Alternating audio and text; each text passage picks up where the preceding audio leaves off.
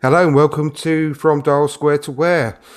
We're just missing one guy, Ryan, who should be joining us very, very soon. But today we've got a very familiar face in Melvyn. How are you, Melvyn? All right, thanks. Good evening, everyone. And we've got a new guest on today, which is Sam from the Daily Gooner. How are you, Sam? Yeah, not too bad, mate. Thank you. How about yourself? Yeah, very good, thank you. Very, very good indeed. And it's great to have you on board. And get some new opinions on all things Arsenal. But today, as it's obviously the first day after the transfer window is slammed shut, we can have a proper look at what we did throughout the window, ins and outs, and see where we are with regards to that and how we feel about it. Have we significantly strengthened the side enough? Are you happy that the age group of players that we've been bringing in? Are you happy with what Edu's done in trying to get out the players from the club? I'm going to go to you first, Sam, on this, really, because obviously it's your first time on the show.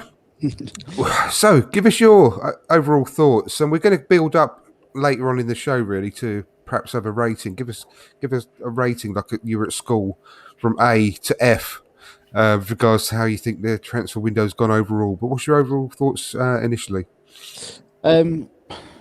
Initially I thought the age range of what we were targeting was very, very good. We've covered the majority of the holes that we needed to do, but I just felt that there was more that could have been done in this window. And I'm very happy with Ben White because he gives us a very dynamic player at centre back. Because if you think about where we've been defending previously, with either Holding or Mari there, you don't have anybody that's able to step out that back line. And if he's not able to see a pass that's on, he can step out. And if he can't step out, he'll be able to pick a pass. He's got that brilliant ball playing ability. So that would give us a lot at centre back. And for me, he's probably one of the key ones that come in this summer. Yeah. No, I'm really happy with his signing as well. I've seen a lot of negativity surrounding it. Obviously, the price has been away on his shoulders, same as it has with Pepe, who's had to officially change his name via Depol to £72 million, Nicolas Pepe. He's going to have a similar affliction, I think, poor Ben White. But I'm really happy with his signing. I think he's going to be one of these ones where maybe in 3-4 seasons' time, even going to look back and think, "Oh, what a great bit of business that was." Because he could be our centre half for the next 10 years. Let's face it, he's a young guy. And Melvyn, what about you? Initial thoughts? Initial thoughts. First of all, Ben White. It could be a very good signing. There's a few buts and ifs. If we've signed Ben White at the expense of getting a defensive midfielder, I think it's the wrong move for the club. We knew where the holes were, and we haven't plugged them. We've got the right back in now, which I'm very, very happy about. But we've still got the same situation we've had for the last 3 or 4 years, perhaps even longer.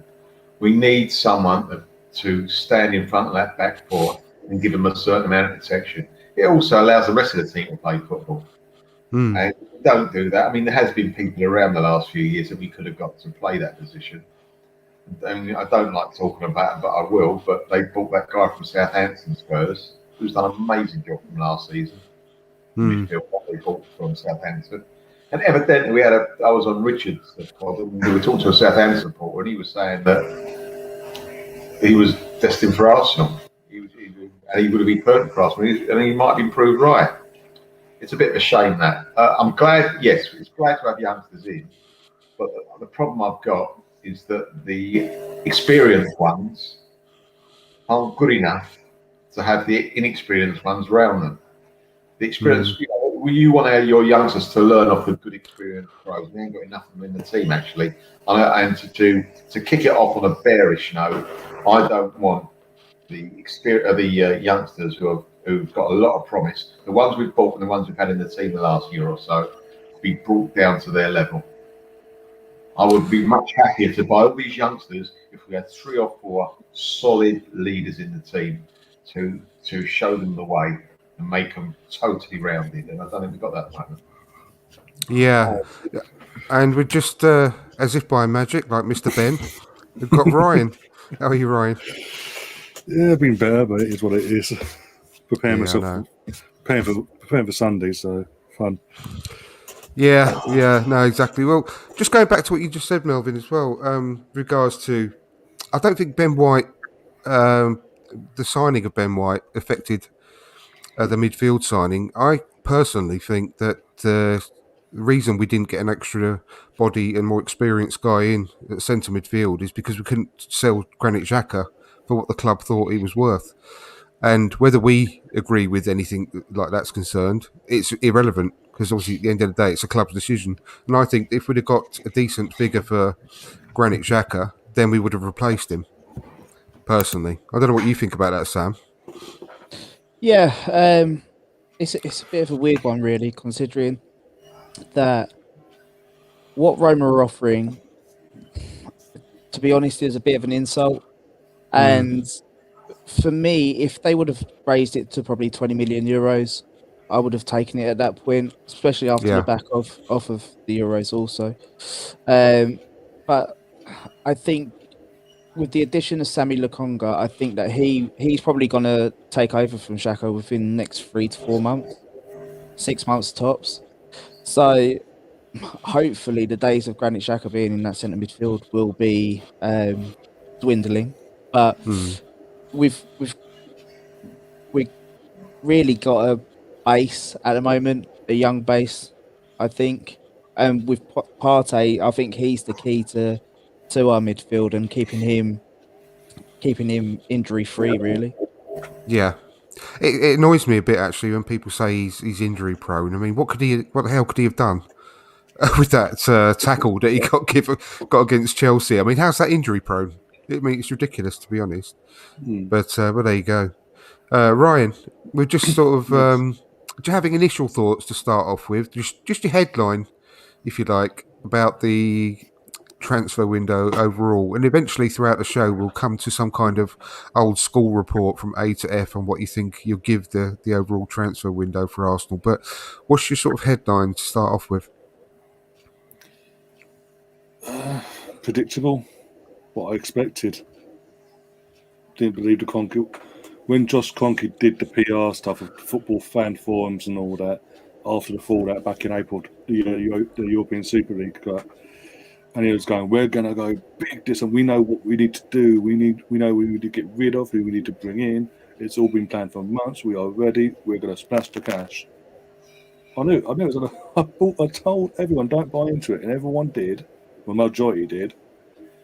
And here we are. The transfer window is closed, and I'm underwhelmed. I'm completely underwhelmed by the window. We haven't really, the money we spent, we haven't addressed the first 11, really. The other guys come back, obviously. We know what he's capable of, sort of. Ben White. Apart from that, all the others are squad players. I'm not surprised. Ryan, I'm really not surprised. I think that when he said we splashed the cash, I think they have splashed the cash.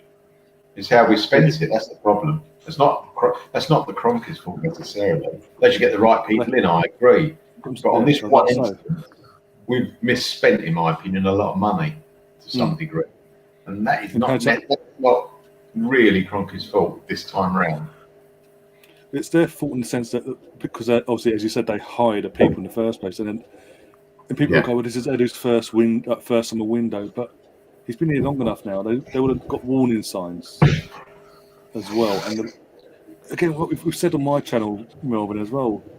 Edu is a rookie. Arteta is a rookie, and yet they basically are the running the show in terms of incomings and outgoings.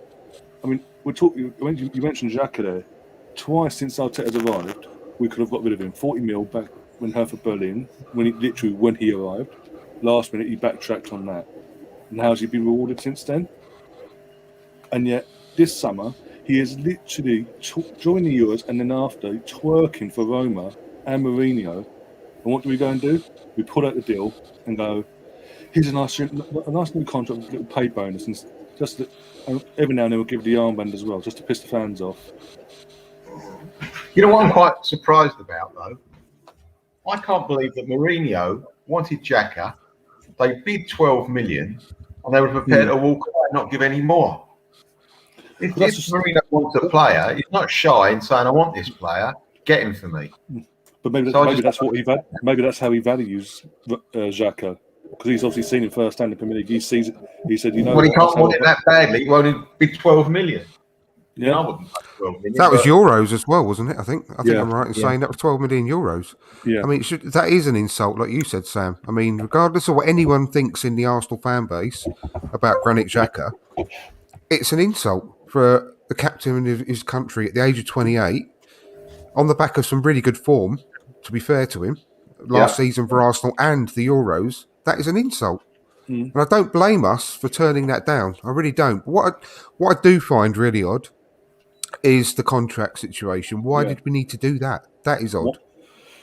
I mean, it's not protecting his value, because as the market has shown this summer, that there is no value at the moment because no one else even bidded. So that is a bit of an odd one. I really do. I don't understand that. But going back to what I said earlier, I genuinely think that is the reason we didn't get another midfielder like Bissouma, for example, or Neves, either of them, whatever. Bruno Guimaraes, you name the name. The reason we didn't get that person is because we didn't sell Xhaka. Just we say, if you're a football club and you're doing the business for the football club, and you've had what you think is a crap bid from a footballer that had a very good European Championship and a reasonable, I'd say, last season. I don't think he was that good. I think it was reasonable, right? And no one else has come near you. You might be thinking, well, perhaps 12 million is the right price if we want to get rid of him. It's not as if we turned down 12 and everyone was bidding 11, 30 and all this business. There was evidently no one else interested. So therefore, we weren't in a very strong position. And I think that to only keep a player because you didn't get enough money for him is not the reason to keep a player. You want to keep a player if he's better for your team. And if you're not going to take 12 million and you're going to put him in your team, that, in a lot of people, and my mind, is detrimental to the team. It's bad planning. It's not the way to do business. You must have, in your mind, the manager must have an idea of who he wants to keep and who he wants to sell. Does 2 or 3 million make a difference between buying and selling Xhaka? Well, does it? When no one else is involved, you should have got rid and start again. It hasn't worked down midfield for 4 or 5 years with Xhaka. Let's try something different, shall we? And if you can't get rid, don't pay 30 on Odegaard. Get a defensive midfielder for 40 million then. 30 million for Odegaard and Xhaka's money. Get 40 million, you might have got, I don't know what the market price is for Bissouma, someone like Bissouma. There must be someone out there that could do a job for us. If we'd have paid 50 million for Ben White, we would have to pay in excess of 50 million for Bissouma. There's no question. I personally think. I mean, Sam, Edu's under real pressure. There's no smoke without fire, and there's a lot of rumours of going out about Edu. I think that he's done okay with regards to the incomings. Personally, I think he's got what Arteta wanted, especially with Odegaard, White, Ramsdale, all the rest. But I think that he's under real pressure because of the outgoings. Personally, I think he's really definitely failed with the outgoings. He's sold one player. Everyone else is either paid off or just let go on loan, and that loan, all the loans, are down to Ben Napper. So, what has he actually done with regards to getting people out of the club? And I think that is where it's all coming from. Do you know what? Not a great deal, to be honest, because if you think about the transfer fees that Arsenal have actually recuperated over the last couple of years, it's 45 million. And that's what Emi Martinez and Joe Willock. They're the only two that he's received fees for. And frankly, it's shocking. And if you go all the way back to when Edu's about, you're looking about, 10 players out? Yeah. Contracts run down, bought them out. It's not good enough. He's essentially fumbled over the last couple of transfer windows, and for us, it's Can not. I just say one thing? I'm really sorry to interrupt, No, go on. but he didn't even sell Joe Willock. Joe Willock No. sold Joe Willock because of that, because of his performances on that loan. He didn't have to do anything. No. So sorry, yeah, carry on. And we had James Benge on our transfer deadline day show yesterday, and what James pointed out, which was quite interesting, is that Arsenal didn't really go about offering players out during the window. And you'd think if that's a key part of Edu's job role in this window. So if we're not really offering players out and just waiting for people to come in and make derogatory bids for them, our hands are tied before we even get started, to be perfectly honest. And that alone, for me, is a sackable offence.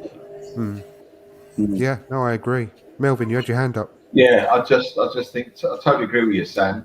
But also, let's not forget, Arteta had the chance of selling players at the beginning of last season for decent money. The Bellerins of this world, right? The Maitland-Niles of this world. He might have had a bit of foresight, of Lacazette. Might have got something for Holding. I'm saying not great, but money that he might have raised 100 million with about 5 or 6 players, and he never did. So now they're a year older, and now clubs have had a look and gone with another year of watching these players who aren't good enough. Bino not good enough.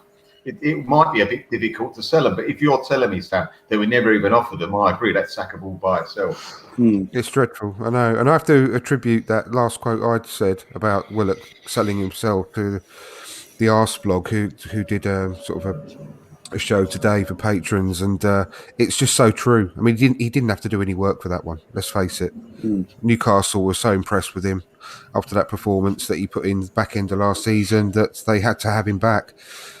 So it's a dreadful performance by Edu as far as that's concerned. I think, like I said, he's done well with the incomings because I'm sure that Arteta had a big, strong say. I think that the club want to go down this route strategically with regards to young players, but I think Arteta had a lot of say in who he wanted to bring in these young players who did well there, but the outgoings, it's just simply not good enough. It's absolutely dreadful. I mean, Ryan, I don't even know what to say really about the whole situation about getting rid of players. It's staggering as well what Sam just said. Not even like trying to sell players. I mean, some of the players we got out on loan. I'm pleased for Reece Nelson. We got him signed up for an extra year just to save ourselves in case he has a storming season at Feyenoord, which is good. I'm quite pleased with that, and I hope he really does well because I like the kid. I really do. He's got a lot of talent. But surely, the club have got to see that this is just not working as far as Edu is concerned. Well, they've got to. I mean, as you said, apart from Joe Willock, Van Arsene, we bought him last year from 1 million. We can't even sell the guy. We've got to loan him to a team in Belgium I've never even heard of. Hector Bellerin, early in the window, we had an offer from Inter Milan of the initial loan spell with an option to buy for 25 to 30 mil. We turned that down, and then yesterday we send him to Real Betis on loan with no option or obligation to buy. It's completely bizarre, the whole workings of this club. And what about Eddie Nketiah? Yeah. What about Eddie Nketiah, who can sign for free in 4 months' time to a club abroad? Yeah. And we turned down 10 million. We refused personal terms. That's not us. Yeah, I know, but but we were offered 10 million plus add-ons. If you've got any ounce of intelligence, you would just scrap. Okay, we'll scrap the add-ons so that you can actually put that extra money towards what we need. You need to pay Eddie during his contract, for example. We can meet halfway as far as that's concerned. You do something constructive. You don't walk away from the possibility, even if it has to drop down to 7 million. You don't. He's not going to play hardly a game between now and December. Yeah. What's that say about his will to play football? Doesn't say a lot for him. Sorry, I know. He'd rather sit on the subs bench or not play at all for 6 months. Or is it 6 months or a year? A year. He's out of contract in the next summer, but he can sign for a club abroad. But he could not play football No, for a year, no. possibly. So he's happy to sit on the bench or whatever for a year. I'm sorry, I'm not impressed with that at all. No, Sorry. I'm not either. I'm not, and that's a really, really good point, and I'm not impressed with that either. But sorry, Ryan, carry on. No, it's completely bizarre. We got rammed down our throats by the club itself, judge us at the end of the window. Well, we're judging now, and I'm not impressed. I was absolutely livid yesterday that the players, the outgoings, were all loans, not one penny made. And most of them players we've sent out 1 year left on their contract, so they're coming back. Apart from Reese, and there'll be a free agent. We've got players like Kolasinac we can't even get rid of because he wants extortionate fees. I mean, his agent again. And we're just like, okay, no problem. Now we're stuck with it. And it's when's his contract run out, Ryan? Do you know? When's his Next contract summer. run out? Next summer. Next summer? Another year? another Oh, year. he'll be out by then, won't he? Wouldn't surprise me. He can still go to Turkey because their transfer deadline isn't until the 7th of September. He's asking Or too much. if he doesn't get anything between now and then we'll end up just cancelling his contract again. No, I bet you, he'll just get paid off to walk away.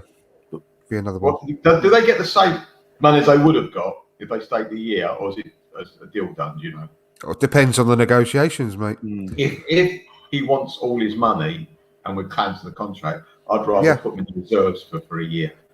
Yeah. Because that's what's going about at the moment is that he wants the entirety of what he's owed. Yeah. Yeah. And why shouldn't he? To be fair to him, why shouldn't he? Reserves. You know, he's no bloody good. That's why. we do this. We've done this. It's our mistake. You know, I was about to say that. Literally, all what we're saying now is down to the club, not just the owner. Only because they hire the people and they're throwing money down the drain. We've said this on my channel, Andrew. They're throwing money their way. And these people might be businessmen that run the club, and they're happy to hire these rookies or people that haven't got a clue what they're doing, that are throwing their money away willingly to try and paper over cracks and hope it sticks to the wall, basically. And it hasn't happened, and it's just getting worse and worse and worse. It's not Ryan, it's not good for business. I don't know if I'm talking about all three of you. I've worked with people. Some of them ain't got a clue about football, but they'd have done the business much better than the Arsenal hierarchy. You've probably worked with people like that. No, the Arsenal hierarchy haven't got a clue about football, mate. So what's the difference? Well, I'm just saying, but they should know what to do. They're paid to do a job. I know people that have been outside football, probably not even kicked the ball, but looking at the business plan, and what they wouldn't have done, most certainly, is keep making the same mistakes every year, which we seem to do. We don't learn by our mistakes. It's bad enough making the mistakes, but at least learn from it. We don't do that. Exactly. That's what I'm saying. And the fact that we're seeing the same issues over and over and over again, but the people in charge, that's all the ones that hire these people, are continuing to let it unfold, are continuing to just throw money down the toilet, basically, because for whatever reason they don't care. They don't see the issue that we see. And I'm sorry, that's concerning for a so-called businessman as the owner. If he can't see what we're seeing, I'm very concerned. I'm very worried. It remains to be seen whether Josh will be spending a lot more time over here, like I think was initially the plan. Time will tell on that one. But do you know what? Sorry just to interrupt. No, please do. The one person I would question in that scenario then is Tim Lewis.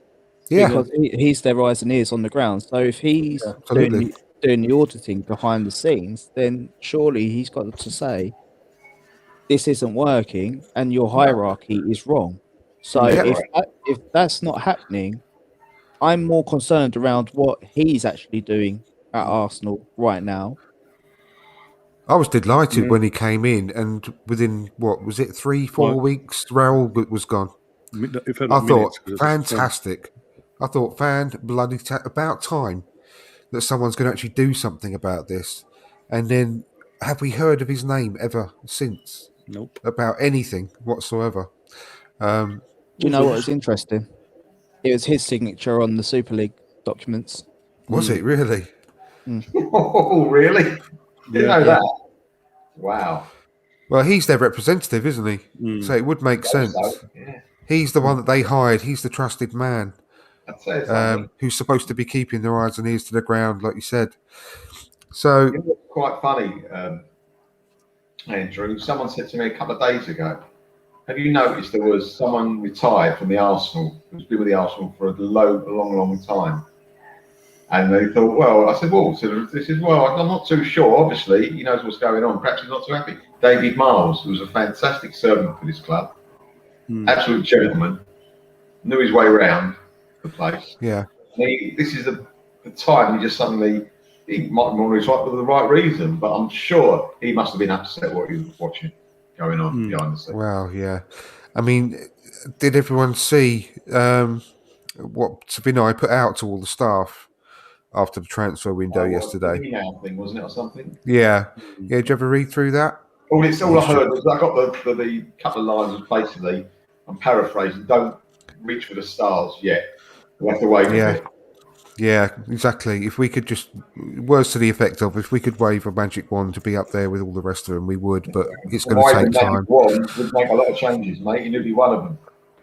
Well, did you see I think Chris Wheatley put it out on Twitter, the interview with Granit Xhaka whilst he's away on international duty?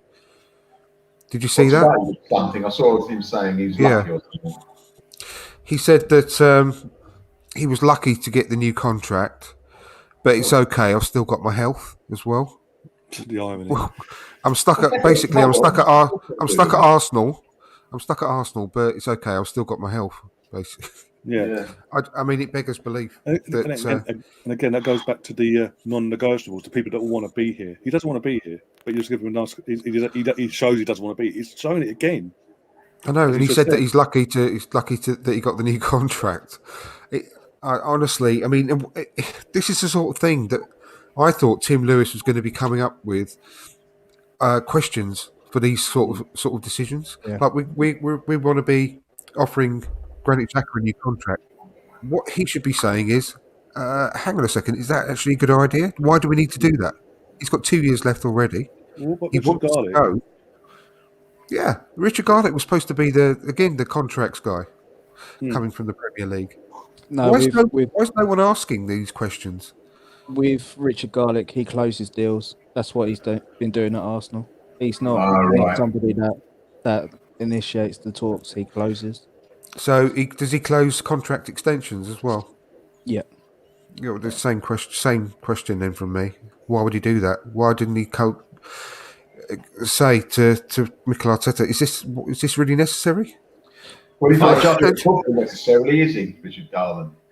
He's not his job to judge the footballer. He just judges it on a commercial business, and I suppose he's thinking that we've got to play it out for 4 years, costing us X, Y, Z. Not too bad. It hasn't cost us any money to buy him. We've just extended his contract. I don't think he could ever turn around to the manager and go, is he really that good? Is he worth it? I don't think he'd have that conversation. Don't know it's in his remit. No. I'm going to change the subject because it's getting terribly depressing. We made a signing yesterday, and I'm not going to pretend I know anything about this guy, Tomiyasu. We've probably all seen, the clip videos by now. He looks a good player. From what I've read, from what I've heard on podcasts, he seems to be a much better bionic version of Callum Chambers, the way he plays at right back. But he's a bit taller. And what I am pleased about with regards to the signing is that when you do bring in someone like we spoke about earlier in Ben White, it's taken us normally years to actually support these new incoming big purchases as players with good players around them. And if this guy can do what is being said that he can do, this Tomiyasu, I'm delighted that we've actually brought in someone to play alongside Ben White and offer him that support. So that is a good thing in my book. I mean, does anyone, you guys, have you seen or heard much about Tommy, as he's called very much in the past? I spoke to a good friend of mine. I don't know if you know Simon. There's a guy called Simon. Really nice guy. Oh, yeah. Yeah, he's been following quite a bit. I spoke to him. He says, "Yeah, he is good. This guy's good. He's a big upgrade on what we got, which ain't a lot, but he's a big upgrade on what we got." So that is good for me. I'm happy with that. He's young. He looks quite strong in his appearance. He can play football, and I think you're right what you're saying. Next to Ben White, it gives Ben White a bit more confidence. I mean, Ben White's come in the team. He's only played 2 or 3 games. I don't think he's played with the same centre half, has he, or the same right back, has he? He's played one game. Apart from the pre-season friendlies, he's played one game. Yeah, he's only played one game. I've seen him play. Brentford. Yeah, Brentford and COVID. Pre-season as well. Yeah, pre-season. Oh, that's what I mean. Apart from pre-season games where he's just stretching his legs, he's played one competitive. In his pocket, he's got all the names of all the Arsenal players because he doesn't know the defenders that he plays with. He must have them written down somewhere so he knows what he's doing. But no, I think that's good news. That to have someone that can actually play in the rightful position at right back. And perhaps if he's a bit of a footballer, like Ben White is a footballer, then perhaps that could be very good news for us. Exactly, yeah. That's what I'm happy about, that we've actually got some players around him to support him a lot better, because if he's just going to continuously play alongside different players every single week and chopping and changing, and also going from a back 3 to a back 4 to a back 5 every week, and he's constantly being left exposed by what's in front of him as well as alongside him, then that's going to be really detrimental to what everyone, obviously the club, the results, and what everyone thinks about him in the fan base, and it'll be really unfair of him. So I've said this before. I mean, I'm not the biggest fan in the world of Pablo Mari, but I mean, he as well never gets a run in the same back 4 or same back 5 from one week to the next. I mean, he's playing with different people and different supposed tactics every single week. He's being left exposed continuously. And like I said, I'm not saying he's the answer or a fantastic defender or anything, but I do find it unfair because I've said it 100 times. I do apologise, repeat myself, but I never change my mind on this. You need to have a settled defence. There's one area of the pitch you cannot keep chopping and changing, is the defence. You need those relationships more than anything there, I believe, anyway. Give us something positive then, Sam, about this this window. I mean, what's the best move for you as far as the club goes? Do you know what? I'm torn between it being Ødegaard and Aaron Ramsdale. To be honest, with Martin Ødegaard, I think that he knits this team in transition.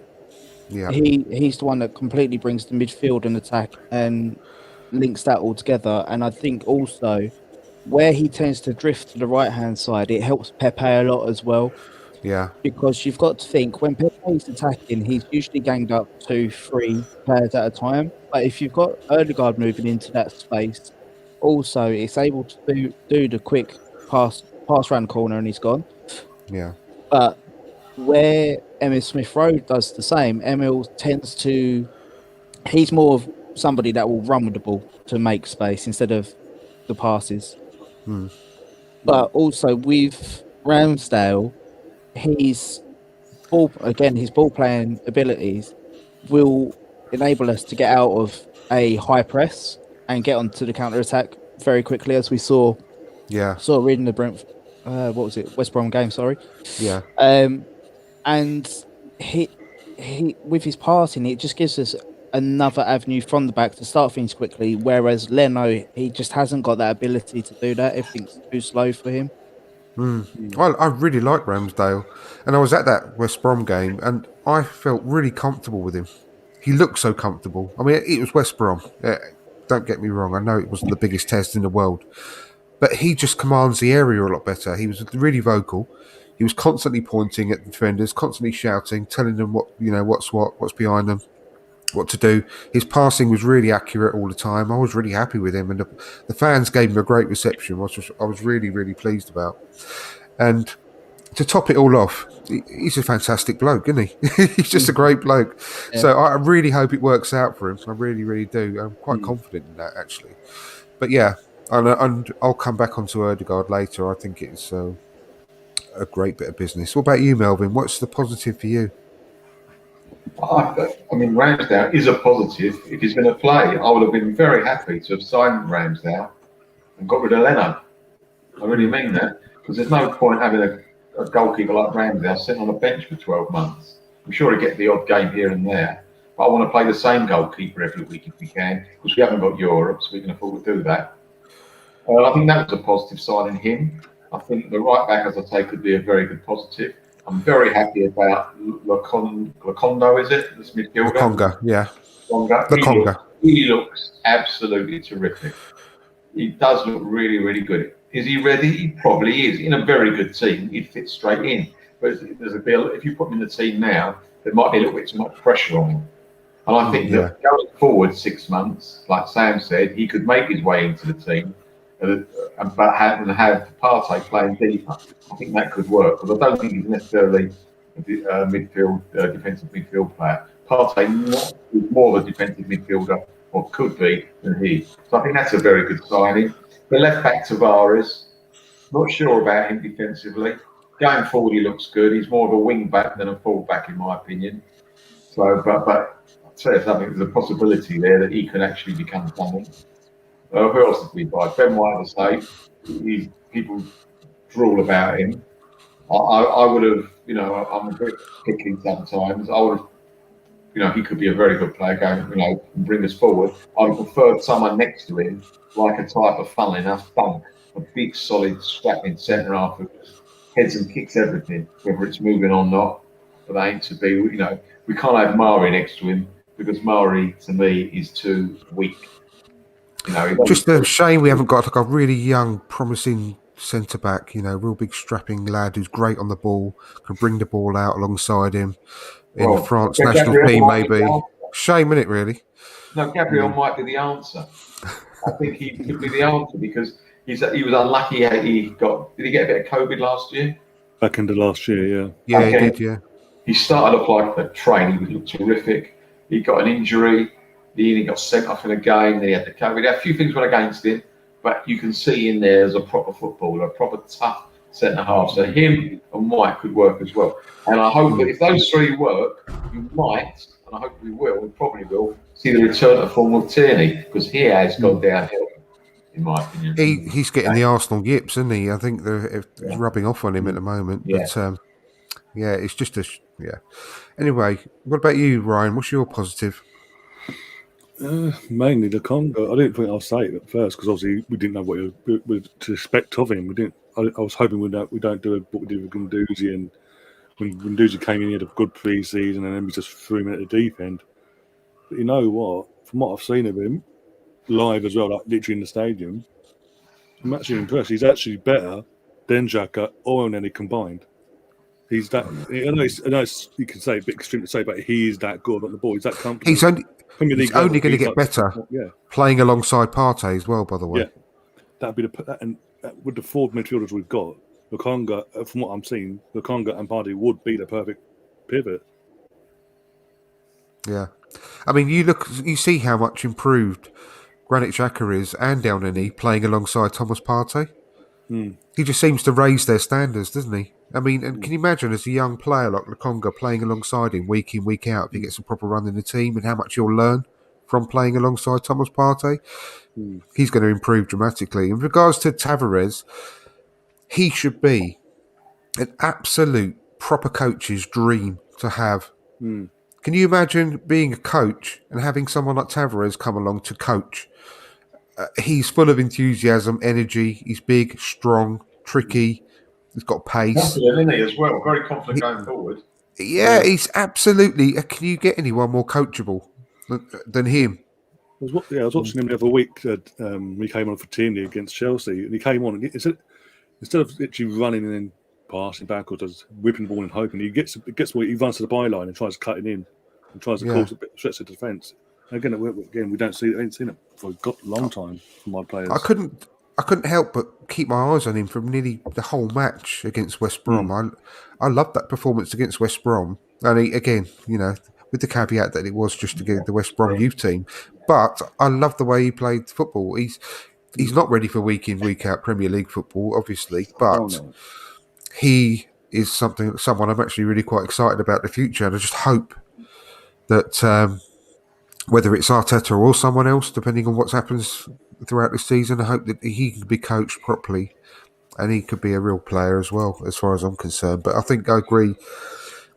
Lokonga is probably one of the standouts, but for me, the signing of the summer is without question Martin Odegaard, and I totally agree with everything you said, Sam. I think he's the oil in the engine.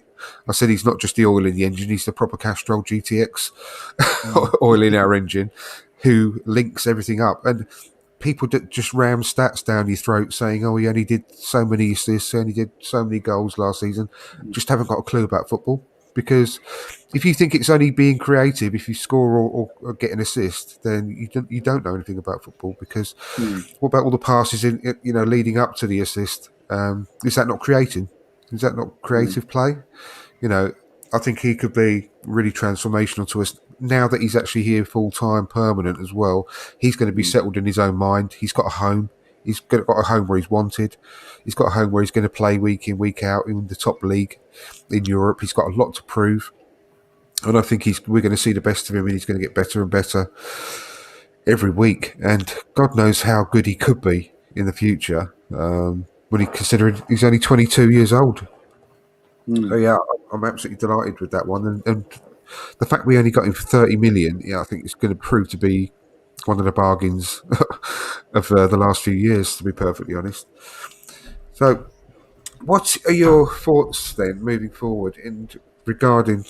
I'm going to come back onto our scores for the window in a little while, just before we sort of finish up.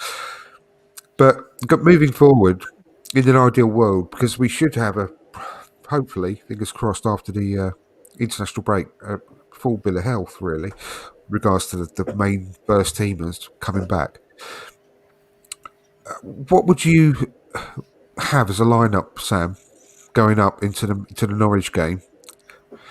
Because of bearing in mind all our new signings, etc., and whether you think they're going to be able to, settle in, like whether Tommy is going to, be ready to start, for example. But how do you see us lining up now?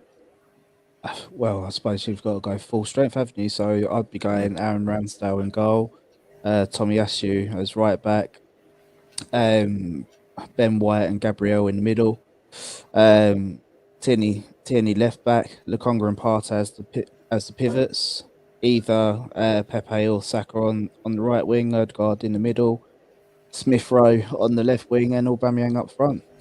I think that is our strongest 11, and I think for the games moving forward, it has to be that. I'm sorry, but I can't have Lacazette being in as the number one and Aubameyang out on the left. No, it doesn't work, does it? And I mean, this is a great opportunity for Lokonga as well. He's got to grab it with Xhaka being out now for 3 games. He's got to take that mantle. What about me, Mel? Do you agree with that? For me, sorry. Yeah, Mel, yeah. I agree with everything Sam said. I can't really disagree with any of those positions. It sounds on paper, that sounds a very, very strong team. With everyone fit, that is a team that I'd be very, very happy with. Yeah, absolutely. Ryan, any differences to you? No, not at all. Like I said, we can't have Aubameyang on the left and Lacazette in the middle. It's got to be one or the other, and the other one has to come off the bench. And I'd rather have Aubameyang because of the pace he has. And we just go from there. And if he doesn't work, you've got the option of Lacazette coming off a bit of fresh legs and things like that. Because you never know, an injury or something could falter. Then what? If you've got nothing on the bench to offer. Exactly. And how long do you think he's got, Sam, Arteta, if things just don't improve? I mean, because you've just named, and everyone agreed, a really strong side, and that is, I don't care what anyone says, that's at least the top 6 side for me. Yeah. So there are no excuses, are there? I mean, where do you stand with Arteta now? And if things don't improve, I mean, he's got until when? I still back him to get this right with his strongest 11. After the thing for me that's making me doubt him a bit is his man management and the whole debacle around Ainsley Maitland-Niles. That was a big negative against him. Yeah. But I think in terms of if we're going to look at this just playing wise, if we don't get something, anything but a win against Norwich, then I'm sorry, it's terror. Yeah, I know. I just can't. I agree, and I just don't know whether anything would happen until at least the second international break, personally, and unless we get, I don't know, but I agree, and it's not worth going round with anyone else's thoughts on that. I think I'm pretty sure we all concur that things have just got to change, and they've got to change really positively, starting at Norwich in a couple of weeks' time. So we'll start with you now, Melvyn, about Yeah. your overall score based on the old school scoring. On the From old scoreboard. A to F on your overall score for the Right. transfer window. I'm giving them. Bearing in mind it's the ins and outs. Yeah, I will. That's why I'm doing it on C. I think we've made some good signings, but we've ducked selling the rubbish. I'm quite impressed with that, Melvyn. To be fair, I think that's quite a generous. I think you must. Did someone bring you an apple or something this morning, sir? No, that's all right. Actually, that's all right. What about you, Melvyn? I'm Brian. Sorry, I beg your pardon, Brian. So it would be higher, but based on the outgoings, as we discussed before, nothing more than a D. Just based on the outgoings, most of them being all of them, bar Willett being loans. When he could have again. We said in the last 4 months we could have made money for him. Yeah, Over 100 mil we could have got. We've not done that. We just loaned them out now. Most of them got a year left on their contract. yeah. Well, I'm actually quite shocked because I'm actually going to be a little bit lower than Melvyn. I'm going C minus, and that is purely down to the lack of sales as well. And I think that I'm actually one of the very, very few I would have scored probably maybe a B for all the incomings. I'm really, really pleased with pretty much all of them. Really, I love the way that it's going. It's really, really positive. I probably would have dipped down to a D overall, like you, Ryan. However, I'm going C minus because of Willian going. That really cheered me up. To be perfectly honest, it just sneaked into a C minus just because of that on its own. So, what about you, Sam? Yeah, I'd have to agree in regards to C minus. I think the players coming in really give us something extra in the squad, but we've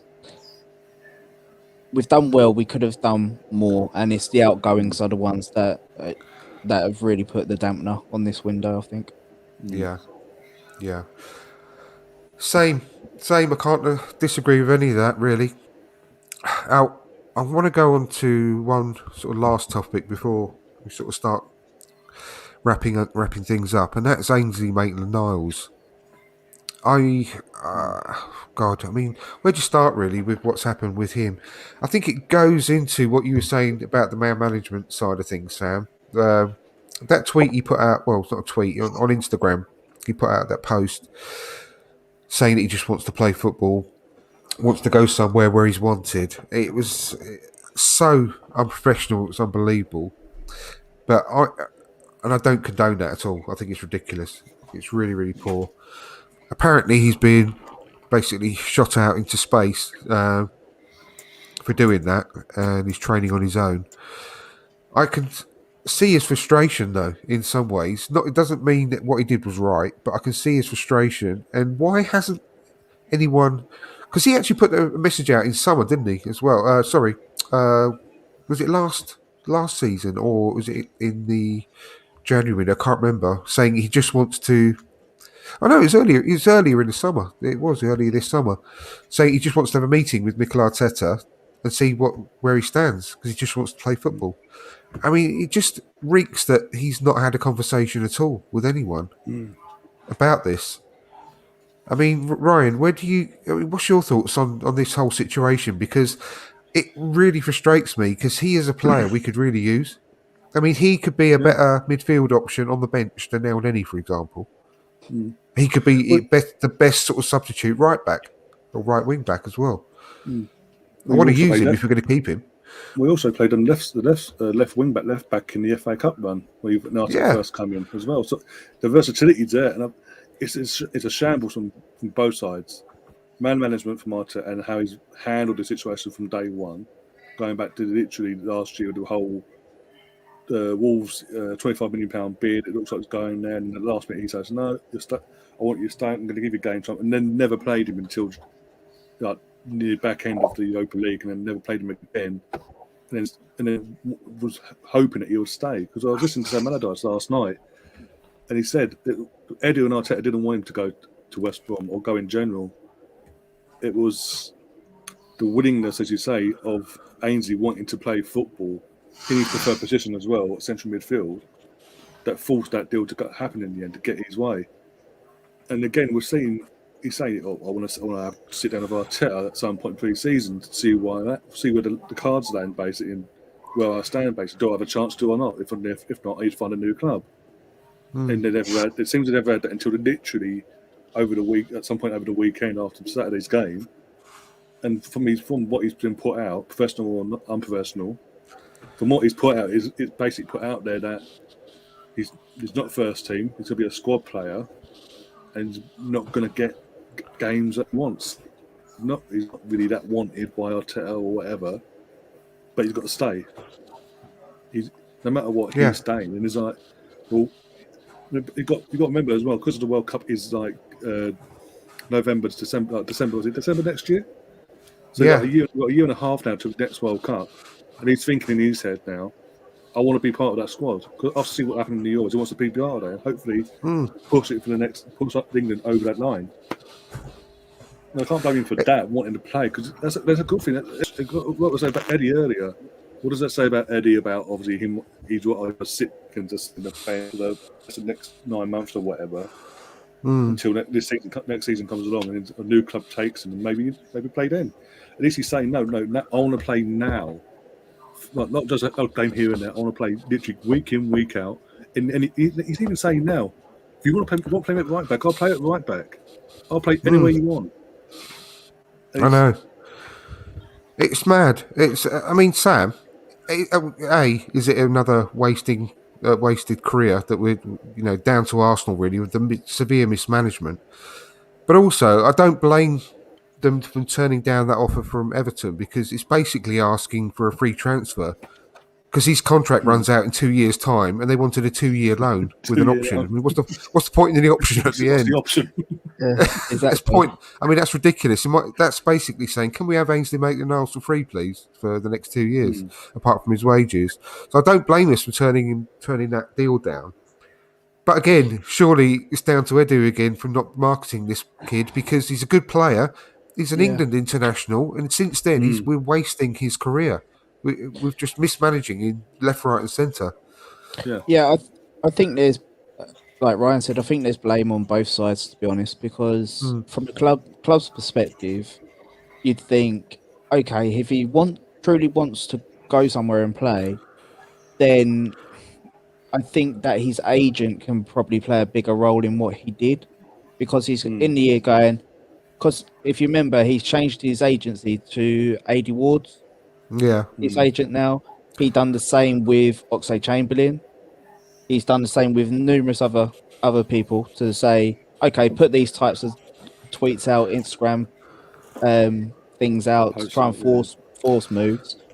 Yeah. So in that aspect, the club knew what they were kind of getting into. The offer from Everton was, as you say, it's derisory, because if it was 2 years and an obligation, fair enough, you can argue that and say, okay, that's acceptable.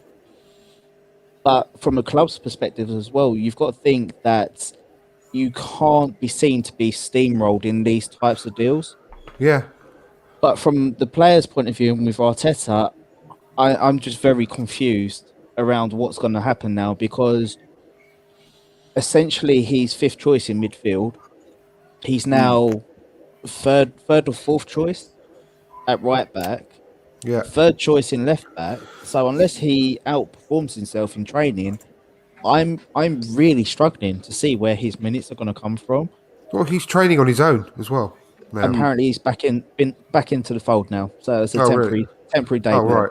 It was a one-day thing. So it's sent to the corner to sit on the stairs for one day. All right, okay. Yeah. Yeah. So unless my friend Ryan on the podcast, he raised a good point actually. An Ainsley Maitland-Niles and Partey pivot could work Yeah, very well, I said that before. Yeah. but then it's how is he ousting Xhaka and how is he ousting Lokonga? Because from a club point of view, it won't look very good. Say, okay, he's kicked up a fuss in the summer window. Now he's instantly into the first team. Again, he needs to perform on the training ground. See, this is another player that should be an absolute dream to coach again. He's still a really young player. He could, if he wanted to be one of the best right backs in the league, in my opinion. Conversely, I also said he could also be trained into becoming an exceptional defensive midfielder because of his size, his build, his athletic ability. He should be an absolute dream to have in your squad. It just doesn't seem to be showing that he's got a clue how to use him, which is really, really, really strange. He just doesn't seem to use players to their strengths, and from when he came in and he seemed to improve players' performances quite quickly, Arteta, it seems to be going the opposite direction now. Players seem to be regressing over the last season and so far this season. They're showing, I mean, especially Tierney. I'm quite worried about Tierney's form. He's regressed. I mean, I love Tierney. I will never say a bad word against him. He's got a great attitude. I love the kid, but he is not playing well. I mean, there's some strange stuff going on right in front of our eyes at the moment. What's your thoughts, Melvyn, on all this? Well, on Ainsley Maitland-Niles, I think that there are two parts to this, both to blame. First of all, you can't have a youngster, and he was a youngster a couple of years ago, dictating where he wants to play. You know, you come through the ranks, you get picked, you play in that position. So I think that was poor. You can't dictate to the Arsenal where you want to play. You might give a clue, but you don't publicly say that. That's number one. Number two is the new training ground hasn't got any doors on it, because I thought when players were upset, they used to knock on the manager's door.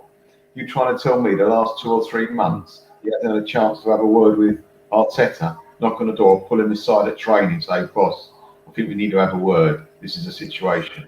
And then afternoon's off anyway, the other players. I'm sure he knows his number. So all this about doing all this to make it public, to put it on social media and all that, that's poor crap and honestly making nails, in my opinion. And then again, flip it on its side, we're weak in midfield. The geezer can play in midfield.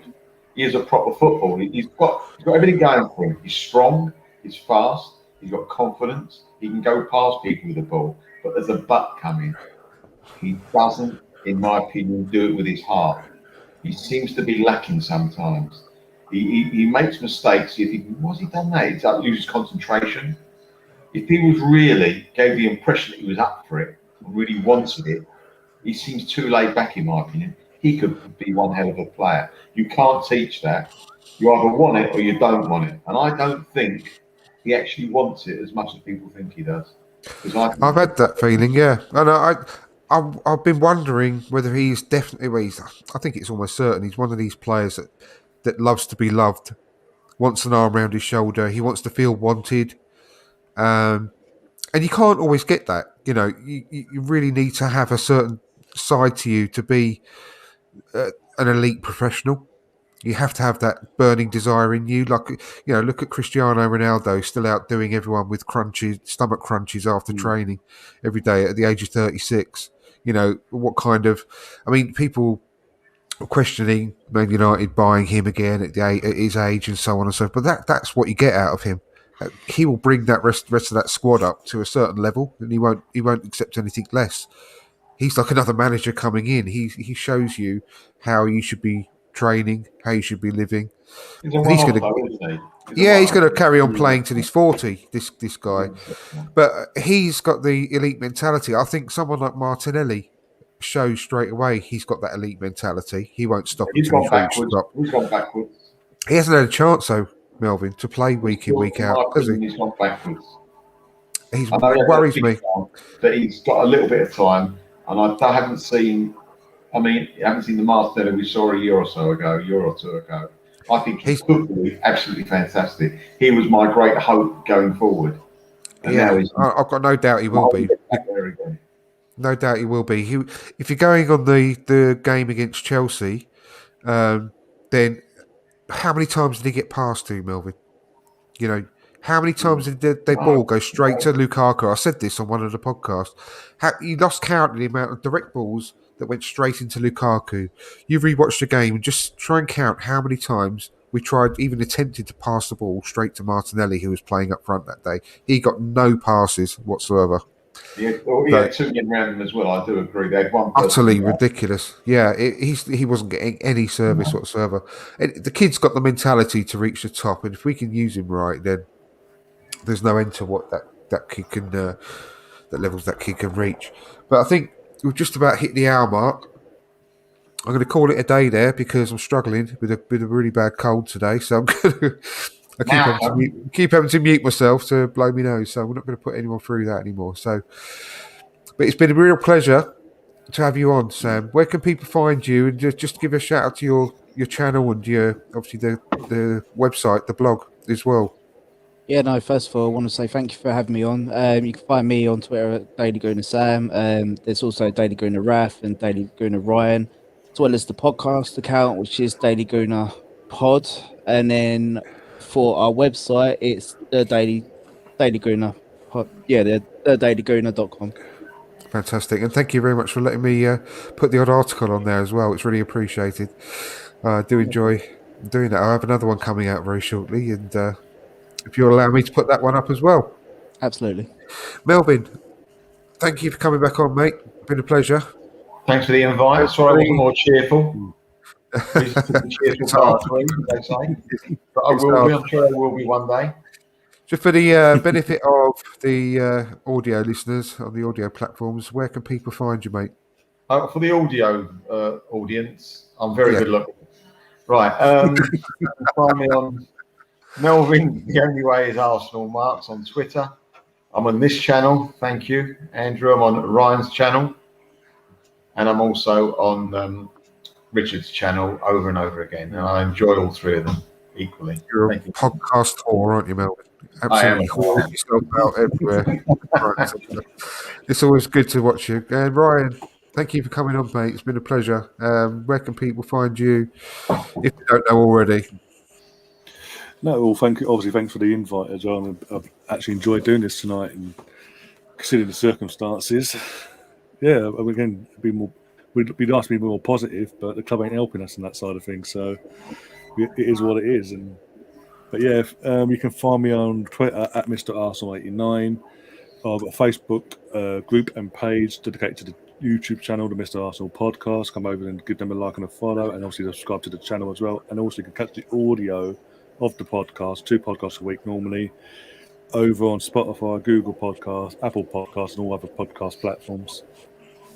Can you give a shout out to what's happening on Sunday as well, because it's for a really good cause, Ryan, for our friend over in America, Tony. Yeah. No. Basically, what it is, about a year ago during the first lockdown, what will be our first lockdown, a friend of ours, as you said, Tony had an infection in his leg to the point where it was unsavable. He had to lose his leg basically, and he now needs a prosthetic leg. He's been trying to raise funds to have a full prosthetic leg, and he hasn't been able to do it yet. So again, showing the good side of the Gooners community and all that, we come together for Gooner and try and get him over that what he needs basically, and more, and at the same time have a bit of a laugh. We're doing some quizzes, but obviously Melvin's got a segment as well. But there's going to be a 24-hour stream over on my channel as well, starting from 7 p.m. UK time, all the way till 7 p.m. Monday night. So I'm going to be shattered, by the way, but it's worth it. You're not doing 24 hours, though, are you, Ryan? I'm doing the whole thing. It's my channel. I've got to do the whole thing. It's my channel. I ain't got any subs. Oh dear, 24. Well, at the moment, I haven't. At the moment, I'm look. I've got what stage But all Wednesday today. I've got 2-3 days to sort it all out. So, but segments we're sort of sorting out, as you know. Wow. Exactly. Well, if anyone can get involved, even if you can drop in just for half an hour, have some chat, have a few laughs, and most importantly, help raise some funds for Tony to get his prosthetic leg, and really try and help him with his life. That'll be amazing. So please, from 7 o'clock Sunday, join in the 24-hour show, because it's for a really good cause, and he's a really good bloke. And everything you can do will be really helpful, even if it's just retweeting and getting the word out there for us. So yeah, once again, thank you to everyone. It's been a pleasure, and as always, bloody hell, at least I had a decent got my crown on mute myself. Jesus, could have waited just for 30 more seconds. I couldn't. I could not try. Been waiting for 15 minutes. I tell you. Once again, come on, you Gooners. Thank you. Come on.